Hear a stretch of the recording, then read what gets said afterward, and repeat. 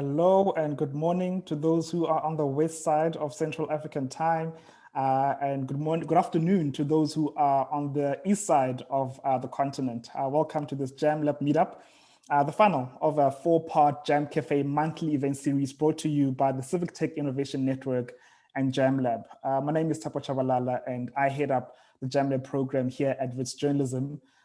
Joining me today is Deepa from Luminate, who is the impact investor there.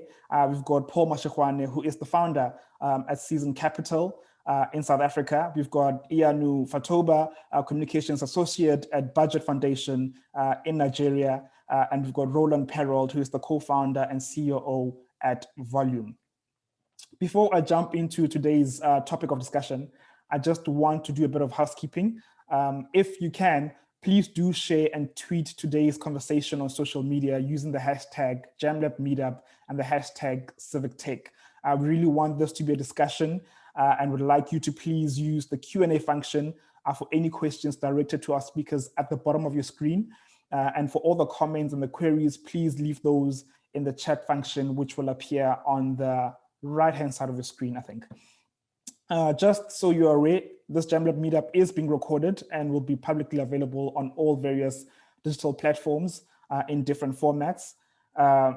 So do share the conversations after this to your networks as well. So for today's conversation, I'd like for us to discuss and learn more on funding strategies for civic tech and media innovation, and how organizations seeking grant funding or support from contemporary funders in general can better position and prepare themselves. Today, I want to center our conversations around 4 areas of interesting models and approaches for how innovators can fund and sustain their ideas or platforms. These 4 areas we'll delve deeper into in this hour will be philanthropy, corporates, government, and also hear from entrepreneurs in the civic tech and media space who've successfully funded and monetized their ideas and platforms. So Deepa, I want to come to you first. Tell us a bit more about yourself, what you do, and what an impact investor is. Thank you so much. I work at Luminate. We were formerly known as Amidyar Network and are part of the Amidyar Group. Luminate is a global philanthropic organization that manages the capital of Pierre Amidyar, one of the founders of eBay. We invest globally in several different markets, in Africa, largely in South Africa, Nigeria, Kenya, and are basically investing using a range of investment instruments, equity, debt, grant, recoverable grant, investing in funds to build an ecosystem around specific issue areas. For us, there are 4 issue areas. Civic empowerment is one of them. Data and digital rights is another one. Independent media is a third, and financial transparency is a fourth. And what an impact investor is, to me, is really, someone who is focused on an ecosystem as an investor, thinking about returns, not just in terms of financial returns, but also in terms of the impact that it has on society at large, and also thinking of that impact in terms of what's most relevant for operators running the businesses and nonprofit organizations that we often engage with. But yeah, I'll stop there, and I'm excited to hear from everyone else in the panel.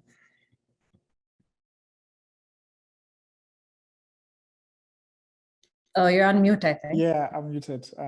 Famous line for this time. Paul, I want to come to you next. Tell us a bit about what you do at Season Capital. Yeah, Tsepo, thank you. Firstly, to have considered myself to be one of the guests here, panelists. So firstly, from Season Capital, we are a private equity firm that is made out of a number of seasoned business leaders in our country. So you have a lot of high-profile business leaders who form part of that organization. And mainly we look to invest in high-growth sectors, the likes of artificial intelligence, healthcare, education, and the list goes on. And so, however, even our portfolio expands beyond that, particularly my personal one. Because I'm also the head of Ultimate Holdings, which does capital raising on behalf of a number of clients. And we have companies, those who look to raise money. So when it comes to capital raising, we understand the landscape properly on how companies can raise money. And I must say that part of this emulates from my own story. Back in 2015, I created a company called Artificial Intelligence Group, and it was a challenge for me to raise $2.5 million to buy an artificial intelligence software. And thereafter, it was totally evident that people are facing the very same challenge that I'm facing. And when we created or started working on Ultimate Holdings, it was very beneficial to really sit on the other side of viewing applications and helping companies to raise money. So one is very passionate about that, and we really are well clued up about what it takes to get the money. So for now, I'll just pin it there. Awesome. Deepa, I want to come back to you.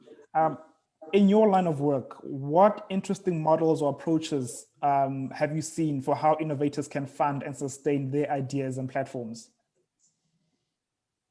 I think generally, especially for early stage businesses or nonprofits, I feel like sort of funding teams that are really building themselves for the long term are thinking about a few different things. One is really, ideating on a core vision early. I feel like there are a lot of funders in different ecosystems that have different strategic agendas, and so often you see startups that are thinking about that funding ecosystem instead of thinking about who their stakeholders are, what their product market fit is, and like really iterating on that early on.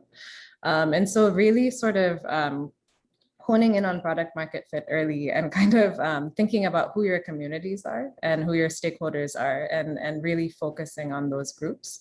And hopefully, I think a lot of teams are also sort of thinking about that early runway in terms of where their capital is coming from. And hopefully it's coming from, a funder that's either able to provide money unrestricted, if it's grant capital, or it's coming, from sort of communities that are, and by communities, I mean stakeholders that are crowdfunded or, family and friends that are kind of able to give a little bit of runway to really experiment and ideate to get to a product that is kind of something that is post-pilot and pre-scale. And so overall, I think the most innovative ideas that I've seen are ones that sort of stick to a vision early, find that vision, stick to it early, and it's one that is proximate to sort of the market in terms of who the consumer is and who they're building for, without really getting too influenced by disparate funders, disparate strategies in some sense. And there's an interesting point that you say there, that it's key that you don't get distracted by different funders and different opportunities. How do you remain focused as an organization on your goal? I think that's a better question perhaps for Roland, or someone who has experienced that directly, in sort of the current moment. So Roland, I would love to defer that question to you. Roland? Seppo, just sorry, it lagged on my side for a second. Just repeat the question. I just heard my name and I was awake. So Deepa mentioned that the most successful organizations are the one who stick to a vision early on. and that the key thing is to not be distracted by the different funders and different opportunities that you might come across. And the question is, how do you remain focused? And how have you at Volume remained focused on your target and on your vision? Yeah, geez, that's a great question. I think focusing on your core early users or clients, I think is where you'll find the answers. You know, we early on, even through pivoting through different ideas, we were very focused on our users early on when we were still building, you know, a software platform for community radio stations to help them with producing better local news. And I think those are the days that we started with you at Jamlab almost 4 years ago. And today we're running a podcast production company, producing podcasts for impact-driven organizations like Human Rights Watch, Doctors Without Borders, Access Now, and the like. And I think for us, in, you know, as a podcast production company, our clients are you know, are our core stakeholders, or core stakeholder, and focusing on that, getting that first client, really figuring out what is the value that we can create that they are willing to pay for, I think was the right thing for us to do. And it's a signal that you're chasing sustainability as a social enterprise, as opposed to just you know, trying to tailor your story to whatever grant maker is looking for a certain vertical of company. Also, Paul, sorry, Roland, I'm going to come back to you on that, but you know, but before we get into the nitty-gritty of Volume and your success story, I want to come to Paul, you know, who can speak to both corporate and government, and if you could share a little bit about the unique ways of raising funds when traditional avenues have failed. Yeah, so I must also include a part of traditional ways, but maybe just to also mention that normally when it comes to funding, if you're not approaching the institutions and companies out there, you start with the 3 Fs, and the 3 Fs being family, friends, and fools, those who are willing to bet on you. And family is a given. If you have someone who's willing to put their neck on the line for you, whether to get a loan for you or they already have the money themselves and stuff like that, friends as well, they can come in that fashion. And fools, I won't speak to that. So, but then you have other unique ways. The thing is when you really want to raise money, you have to really like say, what is a road less traveled? And approaches that a lot of companies don't usually look into. And some of those ways, it would be to say, can I partner with a company that is well established within the field in which I'm in? Because many a times that when you raise money is issues of credibility, or the funders not believing that you can retain their money. But if you have a big brother in the industry that you say you attach yourself next to you, talk to them and say, this is who we are, this is what we're trying to do, and we have done proof of concept and stuff like that, and they buy into your vision. Then you say, we would also like to raise money, and they can then say, okay, you can put us as a reference. You can put us up as a company that supports you. So in that way, it gives confidence to the financier that if we give you money, you know, there's what we call branding by association. If we give you money, you certainly will bring it back because you have this credible player next to you. That's one. And the second way that is unconventional is whereby you get a mentor that is, you know, well-to-do financially. And those mentors, particularly because they will be seeing you rise through your journey. And I mean, if you are impressive enough, they will even offer to fund you before you even ask. But if it comes to a point whereby you want them to fund you, you can then just ask them and say, hey, I'm working on this and so forth, and you've been seeing my progress and stuff like that. Now I want to go to the next level. Can you fund me? Those are easier to sell because they believe in you, you know, you've been following their advice and stuff like that. So that's the second one. And the third one, it would be to look at enterprise development departments within banks. So banks like Absa and Standard Bank, and as well as FNB, they have enterprise development divisions. And those enterprise development divisions, they don't look at funding applications like the bank itself look at them. They are a little bit lenient to companies. You know, they are relaxed with their criteria and they understand they have to give you a bit of an assist. So I would say look into that because they certainly are very, very much helpful. Because if you just look at the bank, you'll be discouraged even before going in. But go into the bank and say, what is your enterprise development division and who heads it? And most likely, or the best way is to always approach the head. If you don't know who's the head, I mean, all of that information can be found on Google. And yeah, for now, and fourthly, I will also say, group yourself with other peers in the industry. You know, the same companies that you have in the industry, group yourself and approach any financier. And people and companies, they tend to listen to a collective than individuals. Hence, we have bargaining bodies, we have the unions and so forth, because companies, they listen to people more when they are a collective.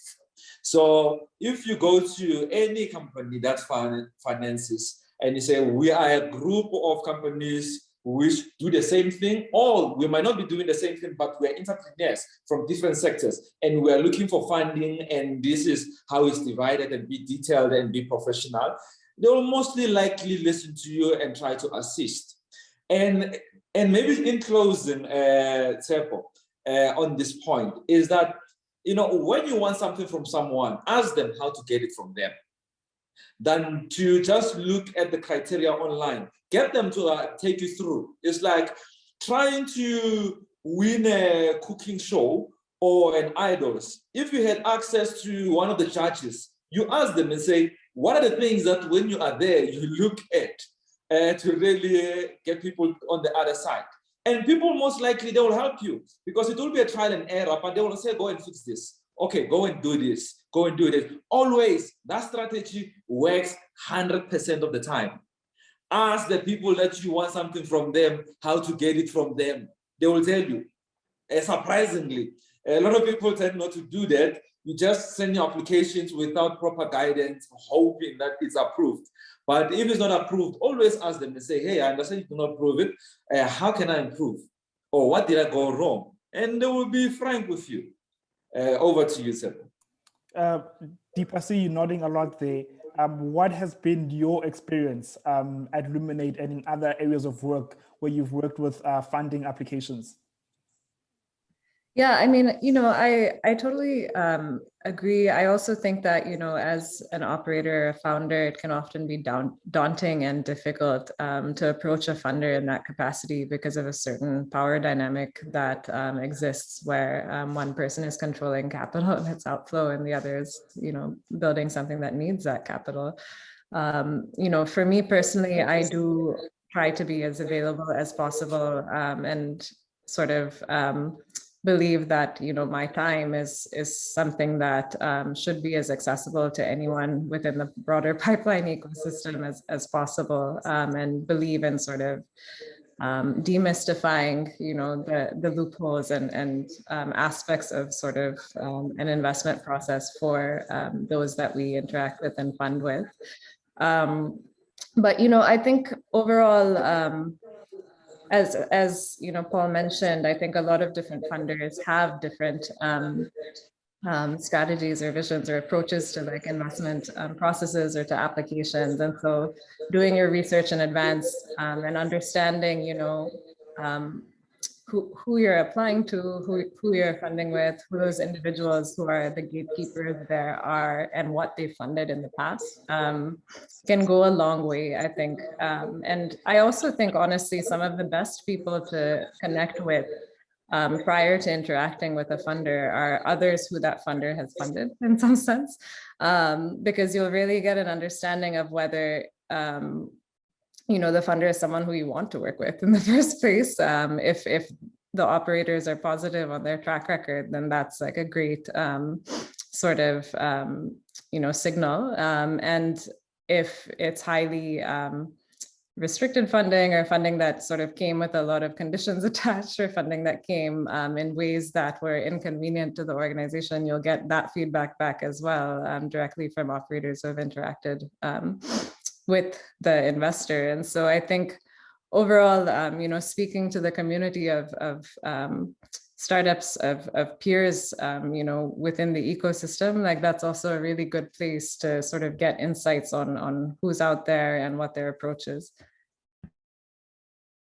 Awesome, thanks, Deepa. Paul, I want to come back to a point that you made about getting a mentor. I'm starting out, I don't really have much connections. I don't know a lot of people. How do I go about finding that mentor? That's a good question. Here's the thing. Everything in life is relational. Up until artificial intelligence is really a serious thing in our lives, you'll have to go through someone. And having to go through someone, you must understand human dynamics and relations. And many a times that you start off not knowing anyone. I'll give an example with my own life. Where I'm at today, it was not fundamentally because what my father did, in sense that he on-lended some of his networks to me. It was not that. I had to establish every network by myself. And a lot of those, early on, I approached a lot of high-profile business leaders in South Africa and even around the world. Actually, a lot of billionaires I've already approached very young. I was just excited about life and hopeful about success. And I wrote to a lot of millionaires, billionaires. In South Africa, I met a lot. And many people, they even ask me, how did you do it? Because these people don't have time. Surprisingly, if you approach someone really being interested in who they are, they will give you the time of the day, particularly when you're seeking advice, not money. If you come out or from the onset, your first email, you're asking for 2 million, come on, they might not even respond. But if you are interested in them, you research them and you say, hey, Paul, I see that you did 1, 2, 3, and I admire that. Many a time that people respond to when you are singing their praises. That's just a human fact. If you come praising someone and admiring them, they warm up to you immediately. And if you come not asking for favors initially, people warm up to you, because these rich people and a lot of successful people, they are used to people asking for things every time. So if you come with a different approach, not asking for anything, but advice, picking their brain, their mind, they will mostly listen to you. Today, in my companies, like let's just talk about Citizen Capital, we have a lot of high-profile business leaders in there, like a lot, all of them, except maybe myself. How one did that is that some of them, they've seen me rise over the years. Some of them, I approached them recently and I said, this is my vision, this is what I'm trying to do, and they bought into it. So here's the thing, when you go to events, unfortunately now we're doing virtuals and stuff, always seek to talk to these people, because you find that a speaker speaks and no one approaches him out at the top, or the majority of the people, they don't want to go and ask him and say, what's your email? Or how can we get in touch with you? They just go home. When you must always look for opportunities to network. You are in an event like this, look for an email of some of these members. Like some of these people who are on this panel are very key individuals. They might not give you what you're looking for, but they can show you the right door or point you in the right direction. So always look for an opportunity to network and go to the right places, and always research key individuals in your industry. Sometimes you have bumped into them at malls and you never knew who they were, but it's like you're bumping into someone who could change your life on the spot. I'll give you an example. About 3 weeks back, I bumped into a gentleman by the name of Lazarus Zim. I've been trying to get hold of this gentleman and he's been avoiding me. I hope he doesn't see this though. And so I saw him parking and I was in the car, and as he was passing, I was, hey, Dr. Lazarus Zim. And somehow it sparks a conversation. I said, what's your number? I had already had his email, but on his email, he was not really non-committal. He gave me his number on the spot. And from there, we've been talking, and hopefully good things will follow. So my point is that if you don't know who these people are in your industry, you're going past people, you know, at the mall, at events, not knowing that this is the person who could change your life. So always seek for an opportunity to network via email and so forth, and always be genuinely interested in the people themselves before you want favors. Don't start with favors, it repels them.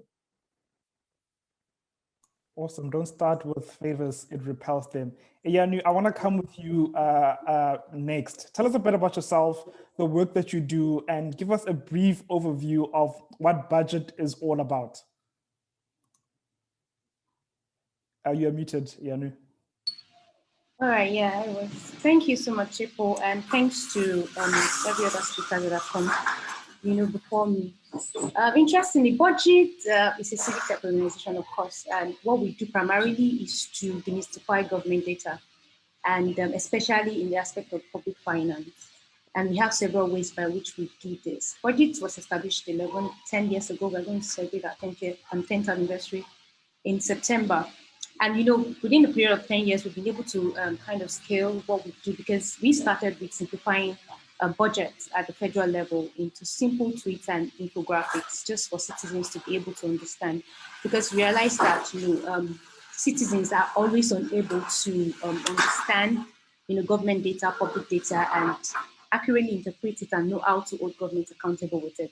So we came in to bridge that gap, not just presenting it in simple format, but also presenting it in infographics, such that people would be able to understand. But beyond that, we also, our work of raising the standards of transparency and accountability in Nigeria, and, you know, by stretch, 3 other African countries last year, you know, is based on like 3 core pillars. And that's number 1, providing civic tech solutions, number 2, open government partnership, and 3, stakeholder management. Very briefly, just take seconds each for civic tech solutions. So beyond infographics, we also try to build some of those products that helps, you know, citizens to access real-time data on different aspects of the government. So we have the budget, sometimes we have the project, we have different sectors of the economy, we have health, education, and then we want people to be able to see what their government is spending on these sectors and see how much is being disbursed and know what questions to ask the government. So we have about, you know, 5 products within that space. And then open government partnership is, you know, there's a coalition of civil society organizations that, you know, we come together to, you know, press further in making data available, open data, especially at the subnational level.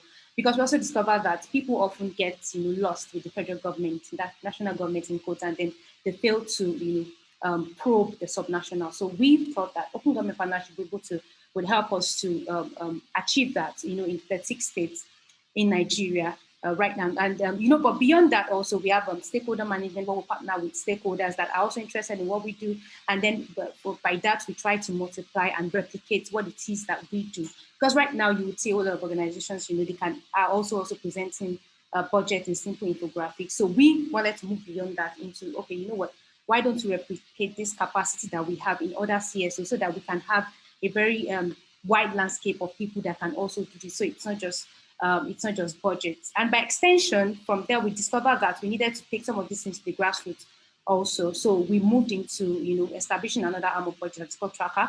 And Tracker tracks, you know, government projects at the grassroots level in all 36 states. We have project tracking officers in all 36 states where, you know, we track the project, consensus project, and see what exactly is going on at the grassroots. So what we do is kind of holistic. It's not just in the urban area. It's also, you know, to probe into the, you know, the local parts where local governments, state governments, where people do not really focus on, and then see how you know, the government is working for them also. So I think I'd just like to, you know, stop there from the brief introduction. Thank you, Iyanu. That was really a succinct way of telling us about the work that you guys do at Budget. And you are also not only in Nigeria, but 2 other countries. 3 other countries. 3 other countries, wow. So tell us about that journey of where you guys started, your funding models, and how you got to being in 3 countries in a space of 10 years. Wow. Interestingly, thank you for that question. I really like it. Interestingly, I was talking to somebody yesterday, and then the person was just telling me that we have some of the big funders. Of course, there's somebody from Luminate. Luminate, you know, is part of our funders. We have Bill and Melinda Gates, we have MacArthur, and, you know, some of the people. And then he was like, how did you guys do it? And I told him, I said, actually, we didn't start like that. You know, Budget was like just an idea incubated in Lagos at the CC. It was during the hackathon. and Shewoni just presented that idea. We had several others, I can't even remember, at that hackathon. And, from there, it just spiraled like that. And, for years, like for a period of a year, between a year and 3 years, it was at CCO being incubated. So it was there for that period. And, of course, CCO lent their assistance in, creating and providing an office space for budget. But apart from that, for that period, it was mainly bootstrapping, and it wasn't also from his personal pocket. He did that in 3 ways. Number one, there was a Shoka fellowship. He won the award, and then they were paying his salary for years. So he didn't have to worry about, okay, where would I get money to? Because one of the things with, civic tech ideas, new ideas, is the fact that when you probably leave your job or something, you don't have, that you can't even take care of yourself, talk less of bootstrapping, because the funding won't always come at the beginning, at the initial stage. So he had Ashoka fellowship paying his salary. And then, but beyond that, he also, they came together to look at the fact that, okay, we need certain level of expertise and services, and we cannot afford it. So what do we do? So what they did was that they tried to look for partnerships. Okay, who are people that can give us the value that we want? And then that was how we brought in the co-founder, who is a CTO, because, okay, it's a civic tech organization. We want to build, technology, we want to build tools that would help citizens to hold government accountable. And then he is not a tech person. He's from, he was working with First Bank before. And then he identified our co-founder, who interestingly also was at the hackathon to present another idea, of which his own idea didn't scale. But they looked at it and said, okay, what, Sean's idea is very good. Let's, take the idea. And he provided technical expertise, and they didn't have to look for a service that they have to pay. So in that way, they came, together to share that. And so in form of human resources. Then, sorry, I'll just make 2 points more before so the next thing we did was, to also examine, trying to get it to a financing model within the organization. Because like I said, the funding didn't start rolling in, initially. But, we thought that, okay, it would be better, but Budget started as an NGO, but later on we thought, okay, what, let's build like a spin-off of Budget that is for profit. We were already good with data visualization. We're already good with, what's it called, now, presenting annual reports and infographics and stuff. So we had private organizations that wanted to do the same thing we do for the public. And then we thought, okay, it's okay to actually monetize this thing. So we created a spin-off of, Budgets, where we actually could make money, right? And that was like a backup plan that, okay, let's even say that at the end of the day, this thing does not, it doesn't work. How do we scale, how do we sustain ourselves? Because fellowships would end, at some point. And then the last point that I would like to make also with respect to that is, our idea, like I said, we started with, simple tweets, simple infographics. But as time went on, we had to expand our business model, our value creation model, to accommodate, because like I said, now you have tons of organizations that are presenting infographics, present budgets in infographics. So we couldn't have stayed there. Like we needed something more like that would be like an advantage, more value that we are creating within that space. And then after that, that was when we developed the, what's it called now? We joined the OGP, that's Open Government Partnership. And what do we do with that? We try to help all the 36 states to simplify their budget, to build portals. So we have something called the Open State Portal. On that portal, you see simplified versions of citizens of states budget in a very simplified version for people to access it, people to be able to see that the citizens. So right now we have partnership with Kaduna State Government. We built for 6 other states, and then we are building for signing up with more states. And lastly, from there we moved to capacity building. We felt, okay, we had enough, like we can say that we are professionals in this sector, so why don't we replicate this? So we started capacity building for some of these states, CSOs, journalists, media, and those were the ideas we were presenting to funders that, okay, what, we're not just staying on the simple infographics. We also want to move beyond that to create more value, to track projects in the grassroots. We need project tracking officers, and then we need funds to be able to bring in some of those tracking officers, and by extension, community champions who are also helping the project tracking officers. So you can see, the framework and then the landscape with which we try to kind of expand the value that we provide, such that it's not just a short-term thing, and then after this problem we are solving is done, then we are also done. No, we're always finding ways to, expand the value that we create. And then from there, we moved to Ghana. We saw that it was the same issue with Ghana. We didn't start Ghana because we felt we needed to, understand, the political landscape in Ghana. And then we had to send people there, had to also push it to funders. Okay, this is what we're trying to do.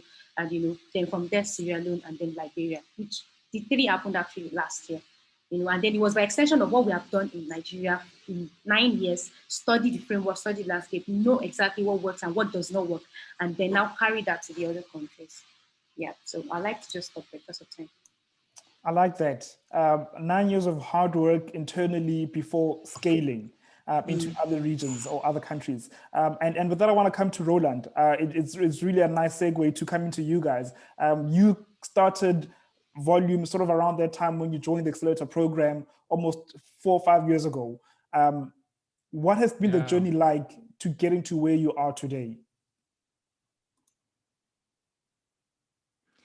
Thanks for that. Yeah, it's really been an incredible journey, and we've been incredibly lucky. I think started with this idea, just sort of launched the first iteration of it. After that the panel took a chance on us with just an idea. And as we came to an end of that 6 months process, the MDIF launched the South African Media Innovation Program in South Africa, and I think the timing was just right. We were able to apply for that, and we were fortunate to be one of the national winners and receive the grant in January 2018. And so I think, since then we've been 100% focused on being a social enterprise, working as a podcast production company. And our, the type of clients that we work with are mostly international organizations, large NGOs, think tanks, and they all do incredible work, but they do sometimes struggle with telling the stories of those incredible projects. And so we use the power of storytelling and audio, and we tell those stories. And so it's been, the subject matter is always fascinating. We work with incredible organizations. So it's, we can only be thankful for getting to the, how everything turned out. Roland, you guys pivoted once or twice on your journey before getting to this point. Tell us about that and why pivoting is so key when you're building a startup or organization. Yeah, I think it's a tricky thing. You don't. I think at some point I felt like, if you haven't pivoted for 6 or 10 times, then you're not running a startup, which I think is a bit potentially problematic. But when to pivot is a very interesting question. Like I said, I think especially also thinking about how you build a business and starting small and working on getting the small wins. We were lucky to get into Jamlab with just an idea, but we focused and very much on our core idea, which was at that stage, like I said before, helping community radio stations produce better local news. And we built like an MVP. We got it the initial bunch of users, and I think due to having applied to the South African Media Innovation Program with a tangible MVP and a few people that used it, and we weren't just pitching an idea, I think helped us get into that program. But then you're grafting and you're looking for that business model, and at some point you realize, okay, you've knocked your head against the same wall one too many times, and it's time to consider, is there other opportunities that we can take advantage of? And so, at that stage, I realized, Paul was my not my fellow panelist, my co-founder in Volume, was actually an incredible podcast producer and an investigative journalist. And there was an opportunity that came up to basically pivot from being a platform to enable other people to to produce content to being a content producer first, ourselves. And so, initially we were sort of dabbling in both, one foot on each side. And then we realized, well, to give it a proper shot, we need to double down and really focus. I think to Deepa's, the point earlier, it is very, very useful and I think powerful to kind of focus on a core idea and iterate on that. Absolutely. And speaking of core idea, I want to ask you a follow-up question. But before I ask you that, I want to ask Deepa and Paul. When looking at applications for funding from organizations, what is it that you look for in an organization or in an application? Deepa, I want to begin with you. I think generally it's less about the application for me, more about sort of meeting people early in person and sort of having, or virtually, of course, given the times we now live in, and having interactions with them to really understand their motivations for building what they're building and understand their story and why they're doing the work that they are committing themselves to in some sense.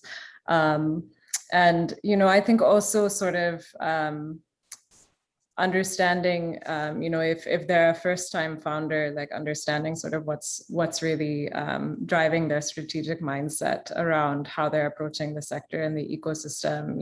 To Ayanu's point, is this sort of an organization or a company that is thinking slow to go fast later in some ways, to the point around sort of perfecting a model for 9 years and then scaling to other countries after that? Or is it someone who is, in execution mode? I mean, everyone is always in execution mode in some sense, but I think sometimes you meet, founders who are very focused on the funding ecosystem and less focused on sort of what they're building in some ways. And that's really a challenge because I do think that funders send very mixed messages to the ecosystem and that power dynamic is real. And it's like a difficult one to manage because people need money. But, at the end of the day, I think what I'm really looking for is an understanding of the people and the team and an understanding of the problem as well that they're trying to solve. Because I think in the civic tech ecosystem, so often, and in the media ecosystem, so often you are building, content-based platforms or building public resources or building tech products that can often be technology first without really thinking about, okay, who are the people and what are the power dynamics that one is seeking to influence and what is kind of the problem that one is seeking to solve, and how have these teams built data around that problem to really like identify the strategic directions that they might take. So I think assessing like that is really what I sort of try to focus on in early conversations. It's less about sort of a formal application and like kind of filling in lots of things like that is kind of how other funders might work. But yeah. Awesome. Paul, corporates, governments, what do they look for when you start approaching them for funding or support? Yeah, so I wanted to say, firstly, it depends. And how it depends, firstly, I'll mention regions. So if you look at South African finances, they are more returns driven. And you look at more developed economies, it's always how many people are you reaching. And they can even fund you pre-revenue. You'll find a lot of these companies, your Google, your Facebook, they were funded before they even made any cent, even WhatsApp. So, and many other companies. In South Africa, you don't find financiers who look at that, who are fundamentally mainly only focusing on that. They are more about how are you bringing the money back. In South Africa, maybe just to speak to our context and maybe even the continent, is more about return on investment, ROI. So if you look at that, whenever you make any application, is that you can write a beautifully written, business plan and so forth. But the fundamentals of that is there a need for what you're offering, number one, and they can also then jump at the end to look at the numbers and then work it backwards. Because if the numbers make sense, it justifies why they should read your business plan in its entirety.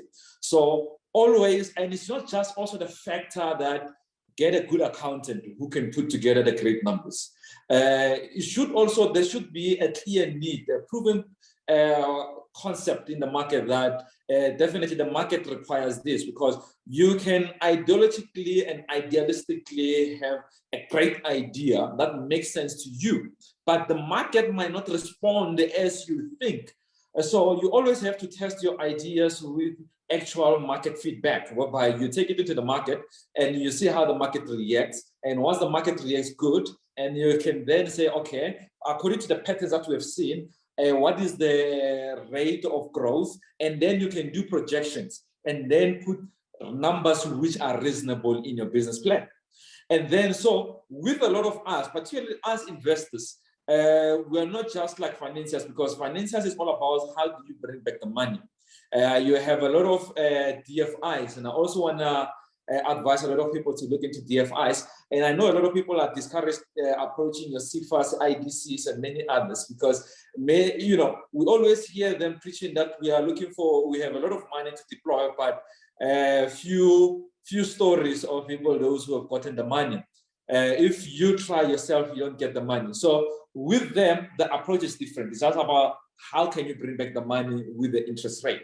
Investors is how can you exponentially grow the value of their investment in there, and maybe with sights of them exiting at a better space. So I would say it depends on regions and it depends on the funder that you're approaching.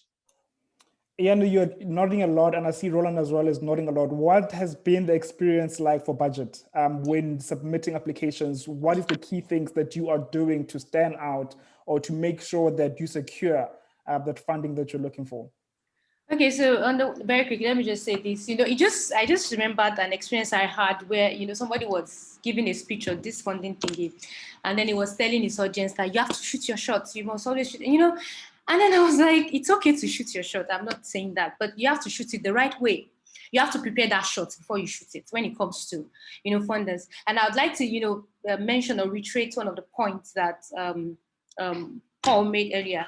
And that is the fact that you don't determine, it is your donor's interest, the funder's interest that determines, the kind of idea. So you can't just say, okay, create a landscape of 20 funders and then start sending proposals. No, you have to research and see what exactly their interest is and find a way to bring in your own vision into their interest. Because any funder, anybody that wants to check your proposal, the first thing they want to see is how their interest is, how your vision mirrors their interest.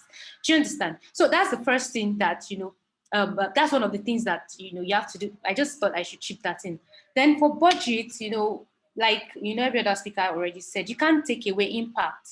And I think that's one of the things that we are able to leverage on, to leverage at budget for every of our proposals and every of our, you can't deny the numbers. When the numbers are there, it can't be denied. How do you interpret the fact that, okay, within 9 years, we started with just the federal government and then we have expanded to 3 states in Nigeria. The only reason we are not in the other 2 states is because of the Boko Haram and all the bandit stuff, and then we feel it's not safe. And then we have 36 project tracking officers, and by extension, we have about 700 community champions that take the these budgets, education, civic education to the grassroots by budget. And then how also do you interpret the fact that between 9 years we have been able to build like 5 tech products? We have the Open State Portal, we have the SMS solution, and the fact that you are able to look at the fact that all these solutions are, all these solutions, I'm looking for the right word, it caters to every part of demography, both literate and illiterate. So when we launched the Open State Portal, we felt like, okay, people in the grassroots, they don't have access to internet and stuff. How can we include them? And then we launched an SMS solution, just text SAFA 33542, a particular number, and it gives you their locations. You know, and then when you highlight all of this in your impact report, on your impact story, the funders can't deny that, okay, these people have been working. We have the State of Sales program that the Bill and Melinda Gates Foundation fund. And then where we analyze the fiscal sustainability of all 36 states in Nigeria, we analyze how they are able to pay their required expenditure, capital expenditure, their loan repayment, and all of that. And then we use that to forecast and decide whether they are sustainable. You have to find better ways to create IGR to, you know, get funding instead of depending on the federal government for allocation. You know, and then when you put all of these numbers together in an impact report, you know, like Paul was saying, in a storytelling format, and you try to tell them, okay, this is what we are doing, this is what we have done, and this is how we have been able to know, like, and that's what we leverage every time we write a proposal. So it's not just about shooting the shot. You have to shoot it the right way. You have to prepare it the right way. The report, what story are you telling? What success stories are you telling? And even when they go there to check, we do outcome harvesting. And then some of these donors, they come and check the communities. So if we tell them that we have 30-something this and this, they come themselves to come and check that, okay, is it true that you guys have actually done this? And they found out that we even did more. We just underreported. Do you understand? So when you have these stories, when you have these numbers, they cannot deny it. So, and that is one of the things that we should focus on. Civic tech organizations should focus on. Even if it's not, it doesn't have to be like budget, you know, 36 people. No, the little impacts that you have, try to visualize it, try to tell it in a story in such a way they can see that, okay, if these people have more capacity, they will do more. Thank you. Awesome. Thanks, Ianu. We've got about 10 minutes left, under 10 minutes left for our conversation. And I want to encourage you, the audience members, if you have any questions, do send them through and we'll try to get to them before the top of the hour. Roland, I want to come to you next. Same question, similar questions. You guys secured an investment deal with the Media Development Investment Fund earlier this month. Tell us about the experience, but also include how you've approached applying for donor funding for volume. Thanks, Tsepo. Yes. Yeah, look, I mean, it's been an incredible experience going through that process, just because we've had a relationship with that organization, with that funder for 3 years now. And so I think when you get to the point where you do an equity deal, knowing who you're working with and who you're going on probably quite a long journey with helps a lot. You know, I think it's quite a daunting task if you pitching to an equity investor that you know almost nothing about, and you know that you're going on quite a long you're gonna have to walk a long road together. So but just in terms of, I think, to your second point, you know, as entrepreneurs, we always have these big visions of how to make a dent in the universe. And but I think one of the most important lessons that I've learned over the last couple of years is the value of starting small and starting with a uncomplicated product, focusing on a smaller market, trying to get to that first revenue stream going, and building a small sustainable business where you're covering, you know, building your team, covering salaries for a couple of employees, and showing that success, even though it isn't necessarily something that's completely, you know, changed the world necessarily, or is the, you know, the next big thing. I think showing that, you know, building that credibility, and creating a track record enables you to get to the next point where it's like, okay, you know, I'm now selling you, I'm pitching you on the next phase of my vision, but you can at least point to something that that worked. And I think a lot of, in my experience, that is also like the best way to approach funders, because you're not, you know, they're trying, you know, willing to compromise on a bunch of things just to secure the funding. You actually have a leg to stand on, and you also have a much better idea of how to you know, use that capital in the most sensible way.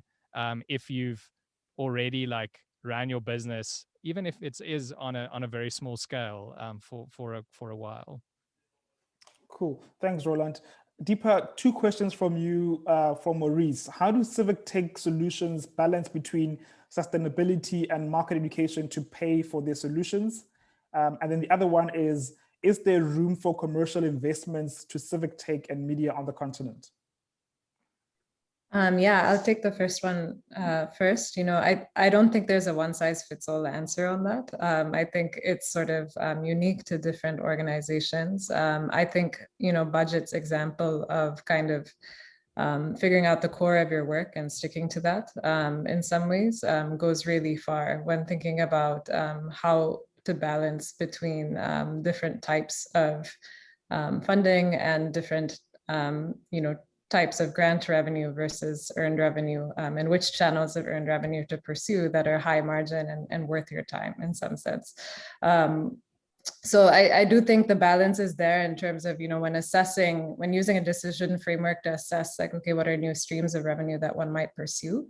Really thinking about it in terms of how is it core to the central mission of the organization, but also or the company, but also, is it high margin? Is it worth your time in certain ways? And if it isn't, are there other intangible benefits that it might be bringing that are worth the investment upfront in some sense?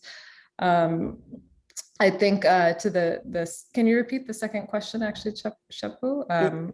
Is there room for commercial investments to civic tech and media on the continent? Yeah, I think there's definitely room. I think there's also sort of a question of, broadly speaking, I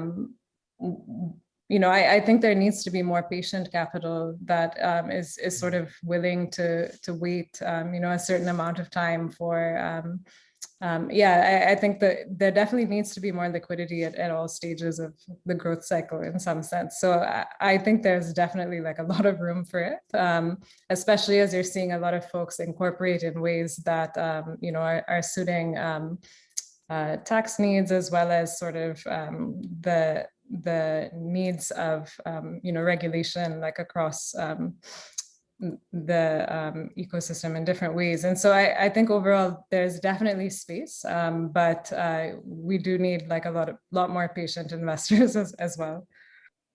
Awesome. Deepa, one last question that's related to what you answered to Maurice on his first question.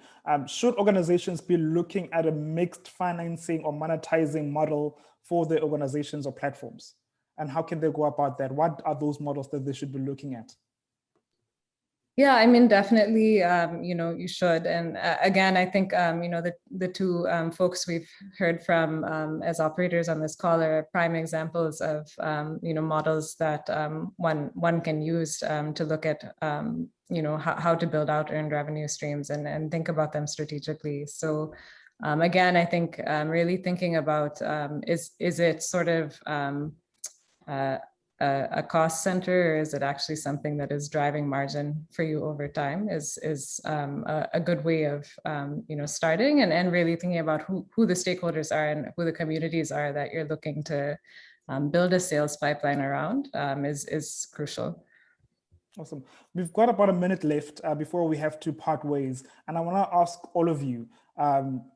We'll start with Paul. What does the future look like for funding for organizations post the pandemic?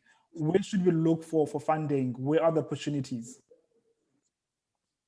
Yeah, firstly, do enough research about funding organizations. There's a lot of money, capital looking for opportunities. Trust me, there's a lot of it. So, and money is liquid. It goes where it can create more of itself. It goes where it knows that someone can deploy it better and create value. So as an entrepreneur, always seek to know all the available options that you have. And of this day and age, we have different platforms to raise money, like crowdfunding and so forth. But I'm more of a proponent of being traveling the road less traveled, whereby you really seek ways of extracting value out of ways that a lot of people don't go into, whereby some of those things I've mentioned early on, getting mentors and, but the best form of funding is from customers, and nothing beats that. And because that's also the confidence that the market shows in what you're doing. So if you are a for-profit company, if there are ways that you can monetize what you can do on a lean model, always seek to use your customers as financiers. And in that way, you don't have to give out equity. You just have to sweat out your own resources to make it happen. So ultimately, we say, don't just seek to reach many numbers, but reach the market that counts. So it's always about the people that really counts, the audience that counts, that will really generate you money. And as you go out there to conquer, make it happen and be there. Deepa, before I let you go, 30 seconds, where are the opportunities? Where should we be looking? With inside yourselves, I think, but also like more broadly, you know, to the communities who you're working with. I think just understanding what the problem is really the first step. So yeah. Thanks a lot, Deepa. Ian, I want to come to you next. 30 seconds. Where should we be looking for opportunities? Well, I just want to reiterate, you know, the need for research, networking, and relationship. You can't take away these three from knowing the opportunities. If you walk up to one person now, they won't up their head tell you about 25. At least they will tell you the ones that are working for them. But you must be able to research and network to find out what will work for you or what your business needs. And I find out that that's one of the ways that, you know, people are really faltering these days. Do the work, do the research. And researching doesn't mean you search in Google engine or whatever, you know, by people that you know, relationships. Even if what they are doing doesn't directly relate to you, they can always point you, like Paul was saying the other time, that they can always point you to the right direction, to the place to look into, you know, look for the big guys, those that have gone before you, and you relate with them, talk to them. They are always, most of them are always willing to, you know, point you to the right direction. So people should not, we should all not overemphasize, we cannot overemphasize the need for research, networking, and relationship in seeing and knowing the right people to call to ask for funding. Thank you. Thank you. And Roland, 30 seconds. Where are the opportunities for funding? Where should we be looking? Yeah, I would echo what Paul said. I think that's extremely true. And then I would just add that I think the pandemic brought the future 10 years closer. And that will start revealing itself, I think, over the next couple of years. So I think that the rate of innovation, new things in both media and civic tech is going to be incredible to see. So yeah, it's going to be all around us. Awesome. Thank you so much to Deepa, Paul, Yanu, and Roland for all your insights. I still have a lot of questions, but we only have an hour and we have to leave it there. This is our final Jamlab Meetup in partnership with the Civic Tech Innovation Network for the year. But together we'll be back in September to bring you JamFest and the Civic Tech Innovation Forum, where we will continue and take this conversation forward. So do make sure that you register and you are part of the conversation. In the meantime, please do join us next week for a special Jamlab Meetup with Reuters Institute for the Study of Journalism, where we will be launching their latest digital news report focusing on Africa, and we'll delve into what those findings in the report mean for news market in our region. We've shared the link in the registration, and I hope you can join us. But let's not limit our interactions to just these Jamlab meetups. Please feel free to reach out and chat to us, email us if you have any ideas on how we can collaborate and drive actual impact through our different platforms and various other channels. The details are on your screen, hopefully, of how you can reach us. Remember to visit the Civic Tech Innovation Network on civictech.africa and learn more about the work they do in the civic space. And also, while you're there, check out jamlab.africa and connect with us. Thank you once again for joining us. Thank you to Deepa, Paul, Yanu, and Roland for your time. And thank you, the audience member, for joining us. This was